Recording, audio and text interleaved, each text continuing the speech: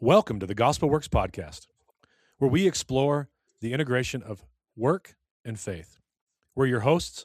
I'm Aaron Giesler from Albuquerque, New Mexico, and this is he's my remote friend right now, Josh M.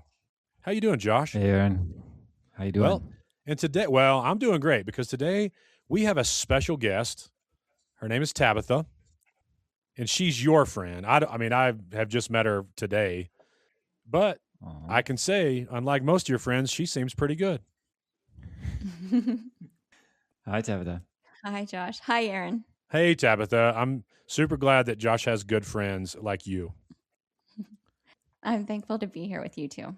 Yeah. You can borrow my friends if you want sometimes. Perfect. I feel like I borrow your friends sometimes. Hey, that's because we're friends. Well, today we're interviewing Tabitha. So one of the things that we do in the Gospel Works podcast is we really want to talk with regular people who do the daily work, and they try to do it in a way that is faithful. And we recognize that all of us struggle with certain things. And so I just want to preview kind of something that Tabitha wrote to me when I said, what is the theological thing that you're struggling with as part of your work? And she said this, or she wrote this: one challenge I have to my faith that comes from my work is the repetitive laying down of my own importance or my significant contribution. The work I do doesn't come with compensation or pay raises or promotions or awards or a boss's approval, an atta girl, or a tangible, recognizable output. I think that's something that a lot of people feel and struggle with. She ends like this: God, through this current calling, is redefining everything that has to do with change and progress for me. What is change? Where does it start? Who brings it about and why? In the flesh, I want to know that my efforts are seen and even praised here on earth. As a daughter of God, I want to magnify my Creator. So we're going to get there, and it's going to be a good conversation. It's scary, I think, for all of us, because we're going to try to do theology in the round, so to speak, which is a good way to come up with some heresy. So, yeah. But that's on us, right, Aaron? You and I, we're the heresy guardians. We are responsible for heresy, that's for sure. That's right. So let's start off with the easy stuff. So I just want to say, man, that is a really good letter. And Josh, it also shows that what we've been talking about is, because Tabitha, are you a regular person? Regular, as normal as they come. All right. So, and you do theology? That was good. That goes what we're doing. Regular people do theology. So easy softball first question. What do you do? I work at home. I stay at home. I've got 6 children, married. My high school sweetheart, we just celebrated 20 years of marriage. Yes, and I serve them, us, family. So help those of us who maybe don't know what's a day in the life. I know there's no such thing as a typical day when you've got 115 children. Well, just a day, pick a day. What might it look like? Yeah, okay.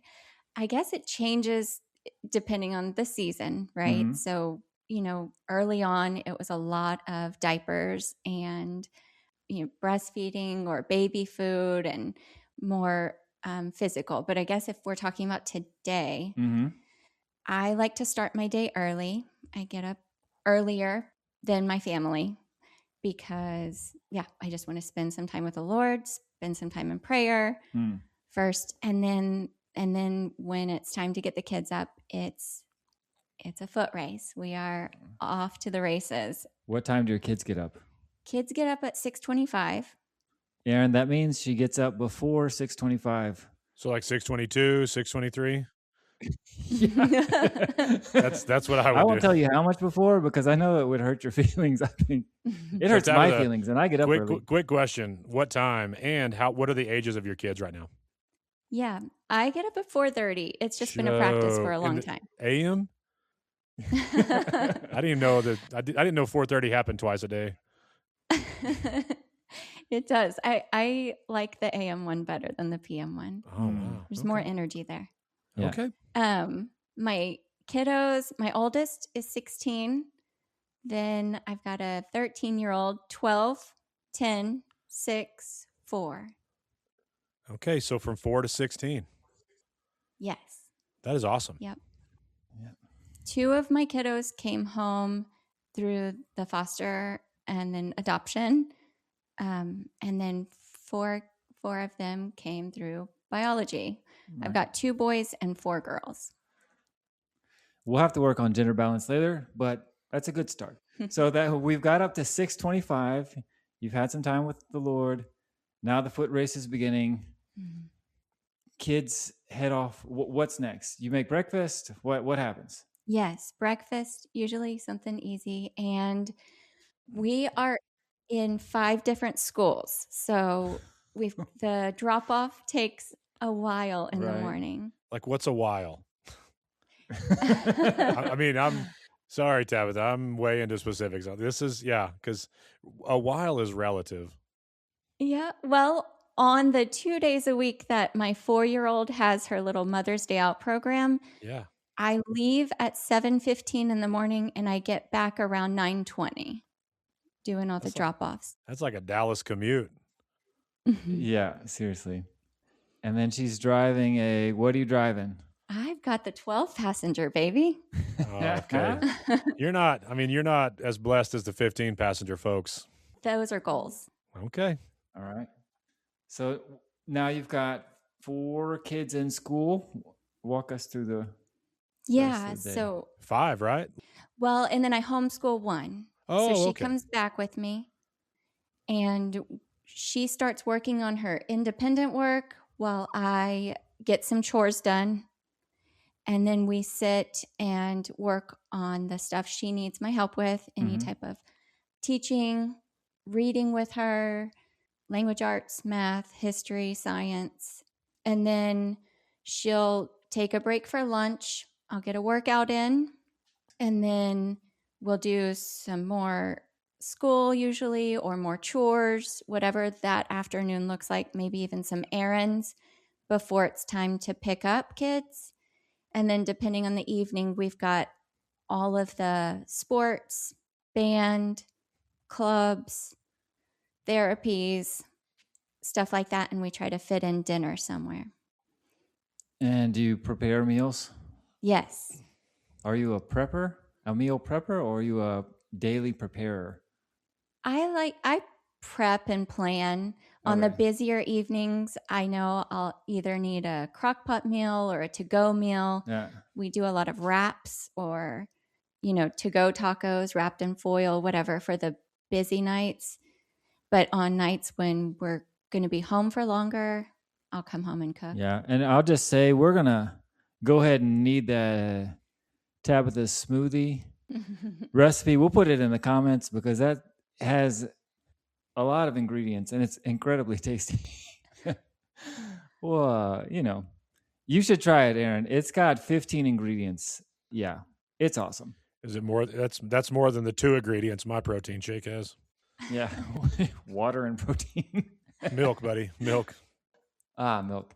So, okay, that's a day. Kids go down at The younger ones go down at 8, the older ones 9:30ish. Yeah, and I imagine if you're getting up at 4:30, you're probably following them immediately. Sometimes beating them. Sometimes beating them. Sometimes beating them. That's just to get them to go to sleep. No.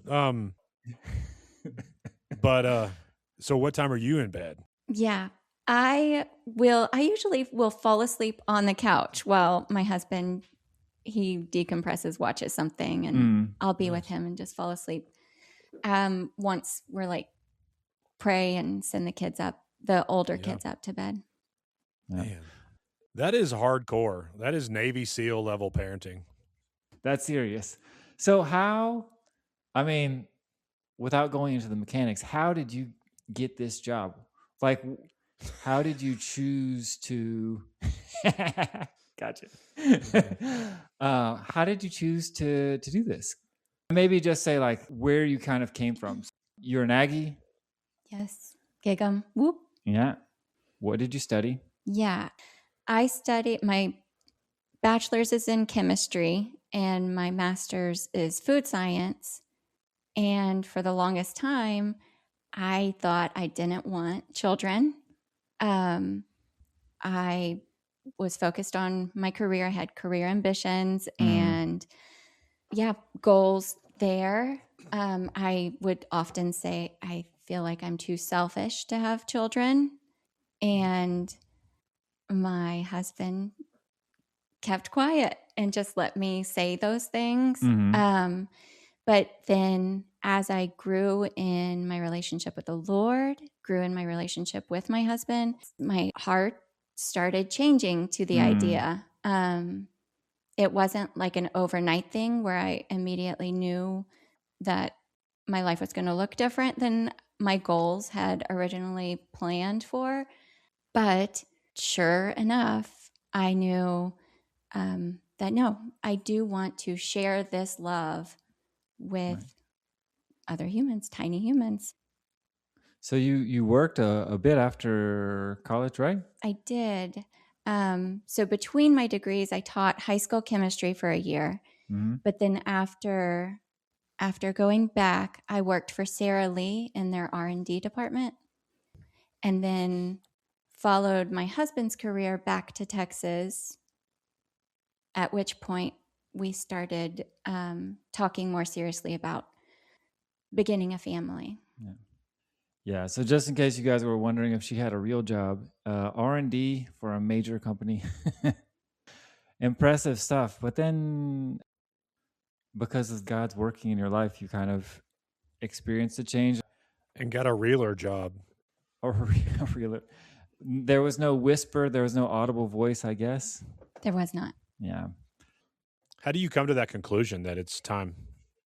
It's a good question. I guess just in conversations with my husband, just them evolving over time, developing over time.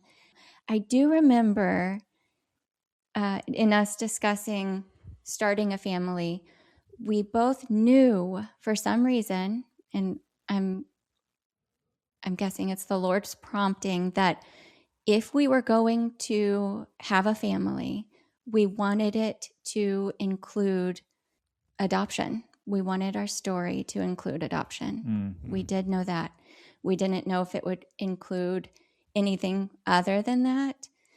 And so when we did find out we were pregnant with our first child, we immediately began training through the foster care system the same month.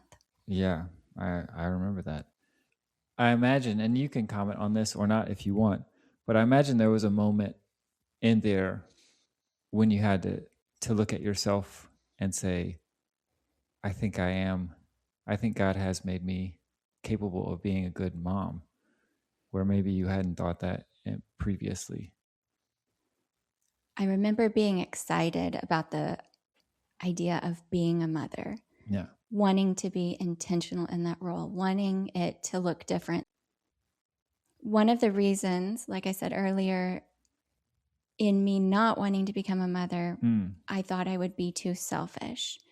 And so when I started considering myself as a mother, I knew I really wanted to avoid that very thing. Right. Yeah, I would be a terrible mother. For many reasons. I mean, not just biological. Yeah, sure. Yeah, it's true. It's funny that the story of transformation begins before the story. As I get older, like I just see everything as connected, right? And like there's this biblical narrative of being fruitful, and it is biological, but it's also spiritual. It's cool to hear how that has worked out. Tabitha, I have a question for you. As you were thinking through this, Yes. what were the things that you thought that was like, I'm going to have to give, I may potentially have to give this up? Things that you would put a lot of stock in. So I knew I would be giving up the idea of me being successful in a career. I felt like I would be giving up being viewed as intellectual if I were going to leave my career as a scientist and focus on being a full-time mom. I also knew I would be giving up the financial aspect of it. Did you ever consider trying to be a working mother, or was that always kind of like out of bounds or something that wasn't part of how you guys were thinking about family? Yeah, that's a great question. I did not ever consider doing both, at least not at the beginning. I kept the idea of I might return to my career, but because of the way we did it, because of the way we began our family, Right. in that we found out we were pregnant with our first child and immediately, same month, began training to become foster parent. And then just not too long down the road, we had a 5-month-old at home that was not sleeping through the night. And then we welcomed our oldest 2 children. So we had a 5-month-old, and then my 20-month-old, and my month shy of 4-year-old. And it very much felt like, I mean, we were parents for a whole 5 months. It felt like we had gotten 3 at once. Right. And 2 from a background of trauma. And so those first 3 years were more of a full-time job than I feel like I even have now with Right. 6 and all the activities and sports. Yeah, that's shout out to my ex-stepmom who also took on 3 under 4 at once with no experience. That's tough work. And one of them being you. And one of them was me, which is even tougher. Yeah, insult to injury, kind of. Insult to injury. Tell me something awesome about being a stay-at-home mom, and yeah, just anything you think of that just so cool. I don't know of any other career that laughs as much. I feel like I get to laugh so much in just my normal day-to-day because kids are funny. Kids are funny. I agree with that. Aaron, are kids funny? Your kids were funny. My kids are hilarious. They still are. Yeah, it's true. Can you tell us a story that makes your heart warm or happy, if you want to? Oh, even if you don't want to, please do it. I mean, so many. This week, on Monday, me and my girls that are home with me, we were out. We had to be out all day. We had some plans, but one of my sons was homesick. And so he stayed homesick alone. Oh, He's old enough, felt like it was okay. Dad was close enough if he needed anything. So I leave early in the morning with my girls, don't get back until, I think it was 3:30 in the afternoon. And I came home and the dishes had been done and a load of laundry had been folded. And this is my 12-year-old boy who that was so outside of his character. He's the one that's more willing to delegate chores than to help with them. And and yeah, but my leader served and it was precious. Yeah, that's awesome. Mm-hmm.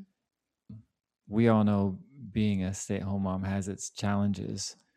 What are a couple of the things that are struggles for you in the rhythms of life? The struggles have changed throughout the seasons, obviously. The struggles early on where you're just so physically tired because you're not sleeping through the night, because babies aren't sleeping through the night, and Right. you're running all day because babies are running all day. And as the kids get older, it becomes more emotional. You're helping them sort through their emotions, helping them solve problems without solving them for them. And those types of day-to-day challenges change. I think as a mom in general, one of the harder parts to parenting is when you're still working on the same issue with the same child for the 20th time, and they're not learning the lesson. But then it makes me think of how God has patience with me in reteaching me the same lesson for the millionth time.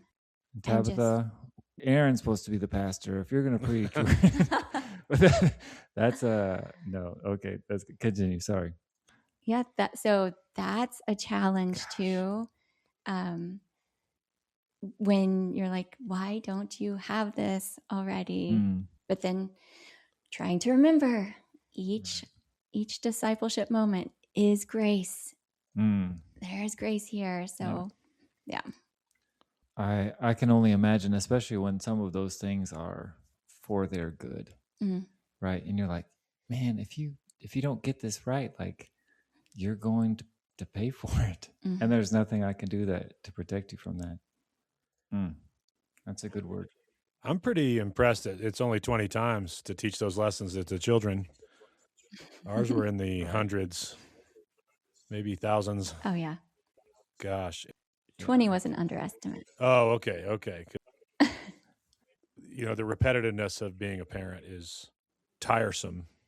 You talked about, the loss of success, like what you were losing by choosing the stay-at-home mom path, a loss of success, people viewing you as successful, financial independence, and viewing you as intellectual.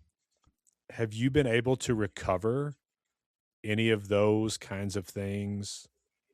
Yeah, my why early on, like you said, that still like haunts me some today, that I just have to remind myself of truth in, was career success. It was I wanted to contribute. I wanted to contribute to my family financially. I wanted to contribute intellectually. I wanted to contribute in industry.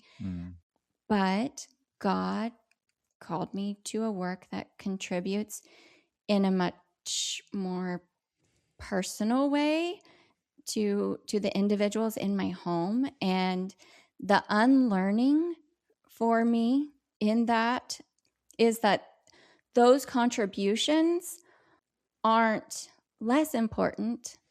They're just not importance motivated.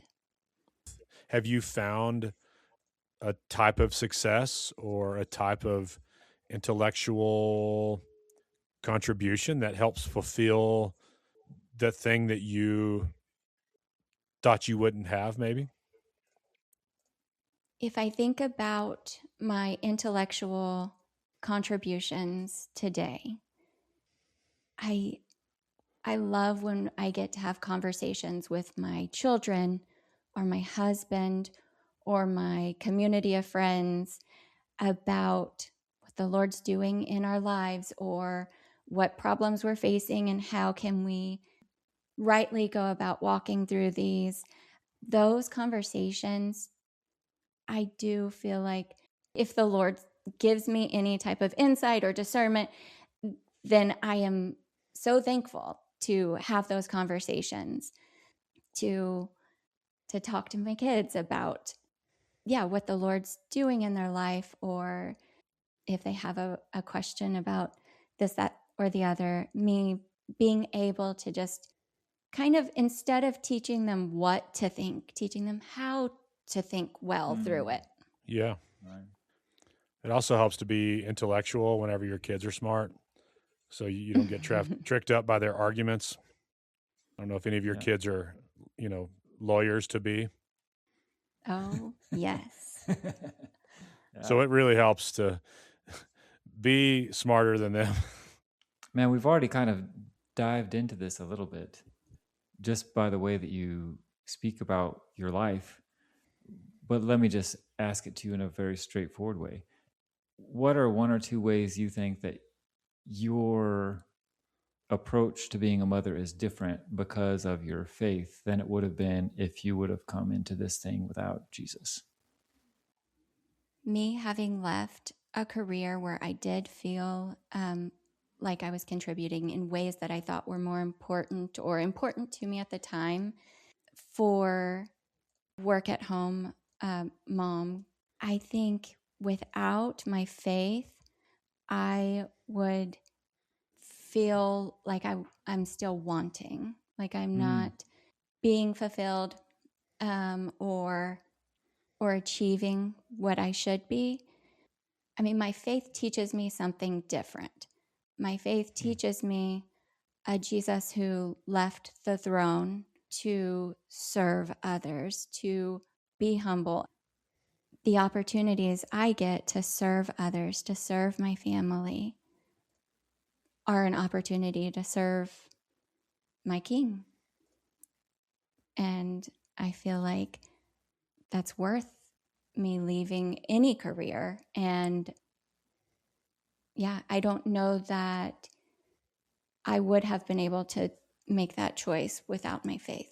Yeah, that's a good word. And just an observation, I think the things that you choose to emphasize with your children are not even just today, as we're preparing for this thing, watching you talk about grace and forgiveness with your kids. Just, it's, the gospel is the medium that you're swimming in as a parent. And I think that's going to make more of a difference than any of us can probably see. Now we come to the moment of truth, the moments of truth, the part that's nerve-wracking for all of us in some ways, because theology is always risky. Every time that Jesus communicated, he was misunderstood. Every time. And probably by almost everybody. And he is way better than what we can do.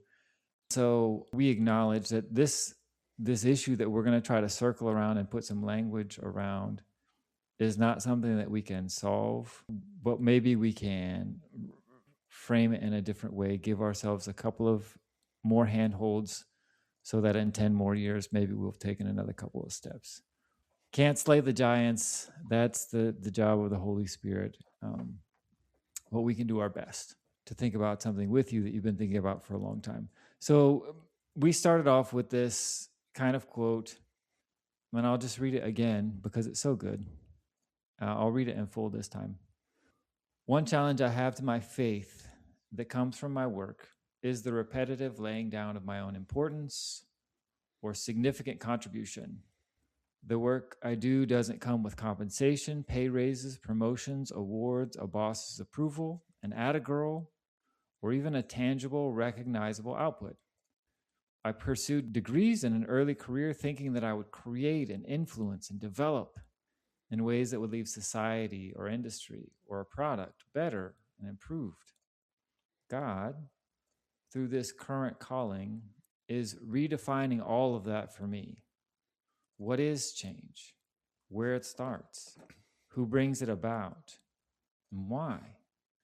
In the flesh, I want to know that my efforts are seen and even praised here. As a daughter of God, I want to magnify him. Now, obviously, that could be straight out of a theology book. Are you sure you're not a pastor? Yes, seriously. Because that also, I mean, I've also had very similar thoughts, except for the daughter of God stuff. Right. Is there anything else that you'd kind of want to add to that, or just talk about how the emotions behind it, or something before we kind of start diving into this theological issue of feeling like you've chosen a career that where you don't get to be affirmed in your significance or make a visible contribution? I mean, early on, when all these feelings were new, one quote that I hung on to that really helped me was a quote from Mother Teresa. And it said, "If you want to change the world, go home and love your family." And I just hung on to that because I felt like, okay, I can love my family, and that can be enough. All right. Well, let's start diving in. I think first, what I would say is, I've been speaking to a lot of folks, especially mothers who have chosen to leave professions for a short time or a long time, and I've heard so many variations along the theme of, yeah, it's true. If you're not bringing home the bacon, in some sense, people view you a little bit as less than in the eyes of society. And maybe they don't mean it, but even your husband or wife, whichever one has the job, may feel a certain way, more of whatever it is. This is not an uncommon thing. There are other societies that are set up in ways that are a little bit different, where the challenges are different, or the reasons why people don't feel significant or like they're making a contribution are different, but the feeling is there. In fact, I don't know if you heard, but Aaron said something almost under his breath that maybe you were a pastor, and that's both referring to the excellence of your writing, but also, I bet, Aaron, is it true that pastors sometimes feel this same kind of way? All the time. How come? Well, you go to seminary and then you find out, like, man, I'm not going to be Billy Graham or the next megachurch pastor.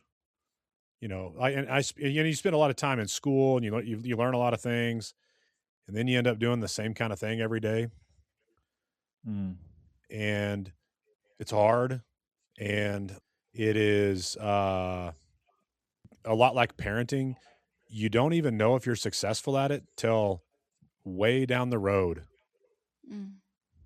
I feel like that's with parenting too. You're like, I'm really good at raising 2-year-olds. It's like, yeah, but the goal isn't to raise a 2-year-old. Like, it isn't like the goal isn't to get them to 3.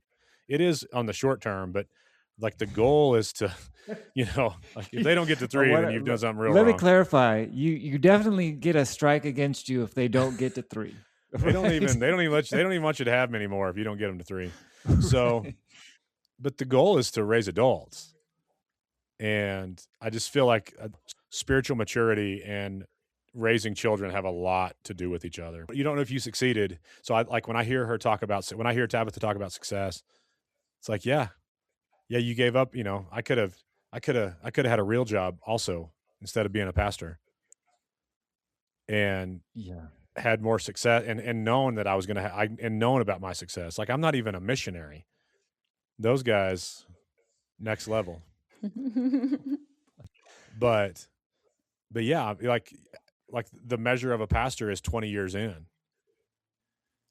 Yeah, it's true. So I think there's some ways that we can recognize that this is a real issue. At the same time, I think that we can also put some boundaries on it. So let's put one boundary on it, a way where this particular need or want could be out of the bounds of what we would call the biblical mandate. And that would be, I need to know how I am doing relative to other people so that I can feel whatever. That's that root of competition, of comparison. We're abstracting away from the particulars of your situation. Well, let's just think out loud here. Do we have any scriptures that are kind of on the tip of our tongue about not needing to feel significant so that we can feel better than other people? I have a couple that I've thought of already in case we can't. For example, 1 Corinthians 4. This is Paul. He's writing the letter to the Corinthians. the church is experiencing some significant stuff, right? Some really tough stuff. Then they're also experiencing these divisions, and people that are following one person or another are trying to explain to the other guys why that's better and why their way is the right way. And at the bottom, it's tribalism, which is the default of humans, to figure out why my group is better than your group and why I should do good for my group and bad to other groups, right? So he says, now, brothers and sisters, I've talked about these things about myself and Apollos, the other leader, for your benefit, so that you may learn from us the meaning of the saying, don't go beyond what is written. If you do that, you'll not be puffed up in being a follower of one of us over against the other. For, and this is the important part, for who makes you different from anybody else? What do you have that you didn't receive? And if you received it, why do you boast about it as though you didn't receive it? Already you have all you want. Already you've become rich. You've already begun to reign, and that without us. And Paul speaking of himself as an apostle here, how I wish that you really had begun to reign. And so what Paul is saying is like, hey man, if this is all about relativity, if it's all about comparing ourselves and feeling better than somebody, well, you don't have anything that you didn't get as a gift. And if you got it as a gift, then why are you boasting about it? In fact, I want you to be so successful because we're all on the same team. Any thoughts on, or any other things that you'd want to pull in? Like, So I think Romans 14, I'm going to use it in a little different way. okay. You know, when Paul says, how dare you judge another person's servant? Now, he's using it in the context of judging other people. But I mean, I think this is probably not the most, exegetically correct use of it. But like, if I'm judging myself as unworthy, that God's already deemed me his child, but I don't deserve it. That's me telling God, like, well, you made a mistake on this one. Because I even think about, like, Tabitha, when I hear like quintessential, like, oh, up at 4:30, workout in the afternoon, homeschool one because that's best for your family. Optimized. It's like, man, you're the best at that, and you're thoughtful. Wow, like, but I'm sure somebody hears that and goes, well, man, Tabitha's killing it. So what? There's no way that I can meet up to those standards. Like, I can, I have 2 kids and I can barely keep it together, and the house is a mess. But man, Tabitha's got sick, and she still gets her workouts done and all the chores done, and I think there goes to that Romans 14, like, let's not judge, let's let God be the judge. That's what I think about. Yeah, it is so easy to the temptation to compare, and then I have a lot of friends that are wonderful mothers and work outside the home, with great careers, realtors, counselors, choreographers, interventionists, mathematicians. I definitely think that, this is just a way. It's not the way. It's the way our family has chosen to do it, that the Lord's, we feel like, led us into. But I'm going to go and cheer on my friends that are doing it a different way and glorifying the Lord in the way that they're supposed to. Right.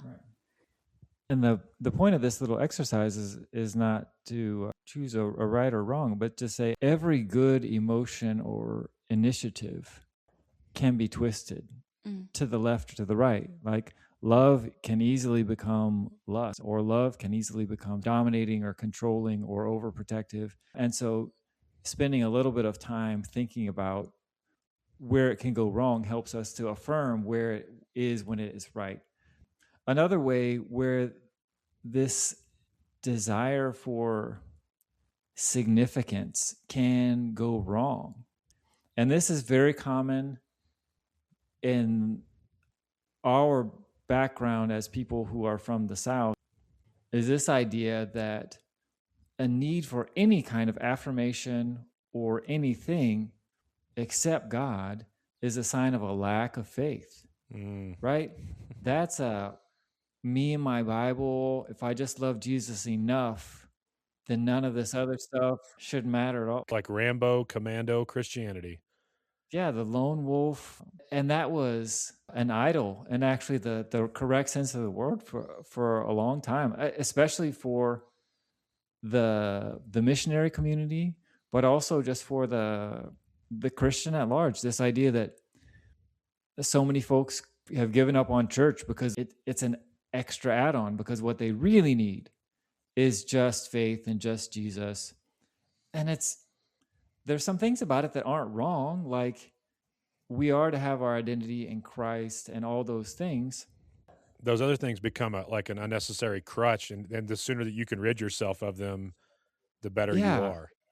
Well, and it's the way our whole culture is going, right? Like we are continuing to pursue this path of independence, and the idea that I need to be good at everything that I need. That way, if the whole world goes to wherever, I'll still be safe and I'll still be fine and I don't need anybody. I was mentoring this young pastor one time, and I was like, all right, man, what do you need? And he's like, well, I just need to work on my strengths. I was like, and so I was like, yeah, man, good. Work on your strengths. And he's like, and then I need to work on my weaknesses and make them strengths. And I was like, and then what? He's like, and then I won't need anybody else. I was like, just like Jesus said. Gosh. Yeah. But I mean, there's a real desire for that. Yeah. And in this group, we can laugh about that. I do. I will laugh at them all day. But we can admit also that probably growing up in this place, we've all felt that suspicion that we are being too dependent on somebody, or that we shouldn't need to ask for this thing. And I say that because I am the worst out of all of us at that particular thing. So I will remind us, and by us I mean myself, 1 Thessalonians 5:14, command. We urge you, brothers and sisters, warn those who are idle and disruptive, encourage the disheartened, help the weak, be patient with everyone. Now, what that should say in the gospel of the self-sufficient is help the weak to become strong. But the fact that it doesn't say you shouldn't be disheartened, it just says encourage. The fact that encouragement is a command. For me, that's saying people need to be affirmed. They need to hear that what they're doing matters. They need to hear, because we all get into spaces where we can't see the end from where we're at. We can't see the goal. We can't see the output. We can't see the product. We can't see if we're succeeding or failing. So, Tabitha, I'm going to ask you a couple of personal questions. Ooh. Okay. And feel free to answer or don't. Where do you get affirmation for what you do? My husband, first of all, Okay. is sure to let me know that my contributions here in the home, he sees and they matter. But also I have a really incredible community, friends, sisters that are like-minded in faith. And we really are sure to encourage one another, to pray for one another, to hold each other accountable, and to affirm one another. That's great. I feel like there's a lot of people that don't have that. How good are you at asking for affirmation when you need it? Oh, I don't know that I've ever asked for affirmation. That's besides maybe to my husband. Ooh, that would be a real laying down of pride, a real humble spot to find myself in, a real vulnerable spot to find myself in. Yeah. And maybe it's not affirmation, maybe it's something else, but how do you ask for those things? Asking for prayer. That's a good word. Yeah. Asking for prayer, I think, is much easier than asking for a word of encouragement, maybe. Right. I could see, maybe not for you, but maybe for me, that it's kind of like, this is a conceptual leap, but you'll catch it, right? it's kind of like seek first the kingdom and then all these things. If you seek the other things, you're going to get them, but they're not going to give you what you want, right? It feels like, at least for me, maybe if I were needing affirmation and I sought after it, even if I got it, it wouldn't do what I needed it to do. Or yeah, it wouldn't fill the void. I mean, I'm saying like if you like, that's what I mean when you need affirmation. Not like I feel lack of affirmation. It's like I'm discouraged. I'm feeling, Right. That's a good word. you Yeah. know, like I'm feeling like a failure. I am feeling insignificant. Those kind Right. of Or I'm things. having a hard time. Yeah, having a hard time. Yeah, whatever Yeah. wording you want to use for that. Yeah. Do you have people that you tell that kind of stuff to, Tabitha? Yes. Josh does not. He would have to say it, but he doesn't have. He has people to say it too, but just he would never say it. Okay. Fair. I'm just joking. Listen, I've got so much courage. I don't need you people. Yeah. I'm a rock and an island. I'm an island that's a rock. I am so thankful that I do have safe people in my life that, yes, I can say, I need some encouragement now. I'm messed up here. I need prayer here. I am discouraged or I need help. I do have those people. I wish that for all stay-at-home moms for sure. Yeah. And I wish that for all people. So how do you find that as a stay-at-home mom, Tabitha? Because your pool of people can be small. That's a great question. My group, we found each other in a similar stage of life where all of us had children around the same age in pre-K, and connected over just similar interests, our faith, our enjoyment of fitness. And we were just in this unique place where we had time to meet together, let the kids play, have conversation. And then as we continued to add to our families and grow, we just stayed connected, committed to one another. At first, it was not deep. At first, it was, strangers. Right. But over time, we've weathered challenges in life together and have grown our families together. And I do know other friends that don't have maybe that kind of support system. And I always encourage them to put yourself out there, to get involved with a group, a church group, a fitness group, something where you have like interests. Yeah. Would you describe yourself as an extrovert? No, I am an introvert. Did that make it a little more challenging for these things, but you were still able to do it? Absolutely, yes. So, Yeah, that's what kind of commitment and willpower or whatever it was to like continue to go to this group when you're meeting with these strangers and you're not sure about them? Yeah. I mean, there were times where it would have been easier to stay home. I'm sure there's times where some of us in our group, we're not interested in staying committed. But I think our commitment to the Lord and obedience toward Him in walking in community just trumped whatever our comfort level at the time was. And I feel like that's a good word to all Christians. Yeah, and speaking of all Christians, as we pass 1 hour of great conversation, I'd like to try to take this issue, make it a little bit bigger, and then sum up, and then we'll kind of come to a close, realizing that we haven't solved anything. But the first thing I hope that we've seen is if we're struggling for significance because we lack a sense of our value with respect to other people, that's an identity in Christ issue, and that's going to be solved in the body and through the Word and through the Spirit. If we're struggling with significance because the way that our society is set up, there aren't a lot of affirmations for us, and we are in a job that doesn't provide clear landmarks of success in the short term. That's okay. That's part of what it means to be a human being.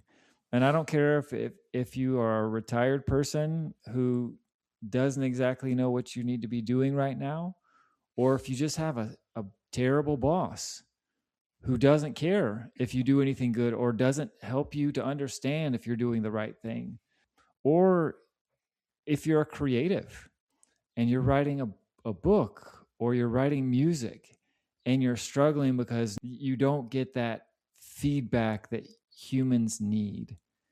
That's a real thing. Accept that that's the way that God made us. Accept that God made us to live in community so that we could be affirmed by other people.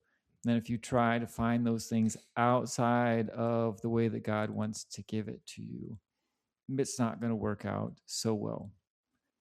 And then I would say, let's hold that intention, though, that need for others, with 2 Peter chapter 1, which says, His divine power has given us everything we need for a godly life through our knowledge of the one who called us by his own glory and goodness.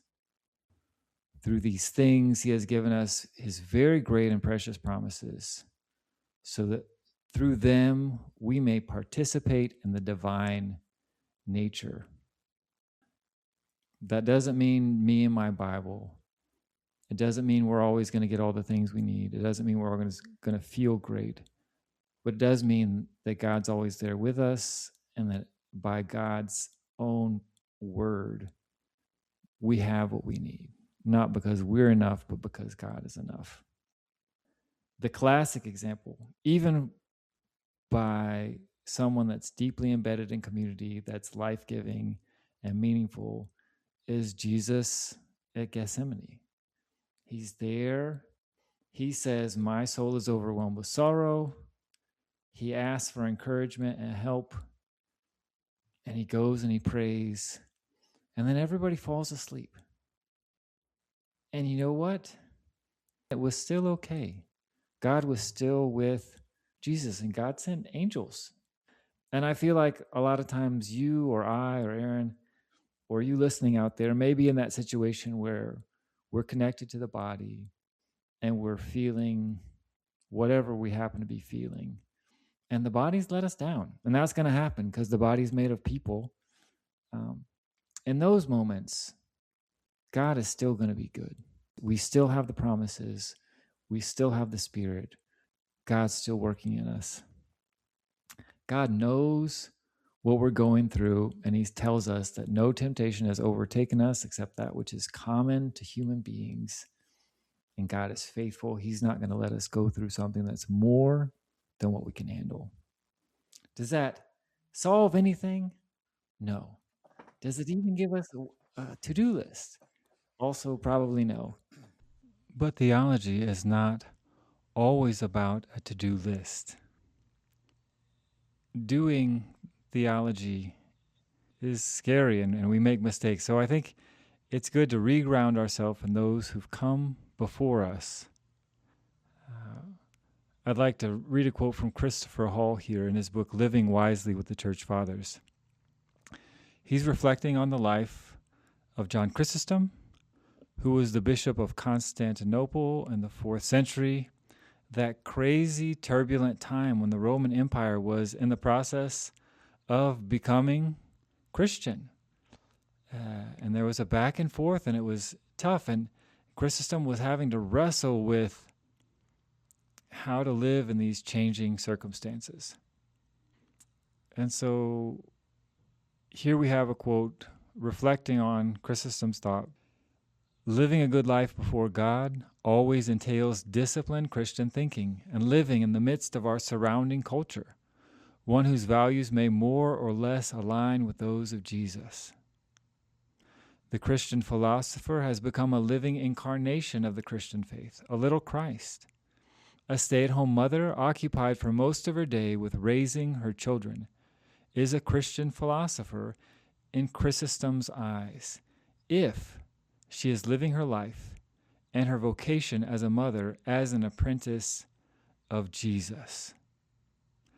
As we imitate Jesus, our ability to live life well expands. We increasingly discern good from evil, right from wrong, important things from indifferent things, and live life as God designed to be lived.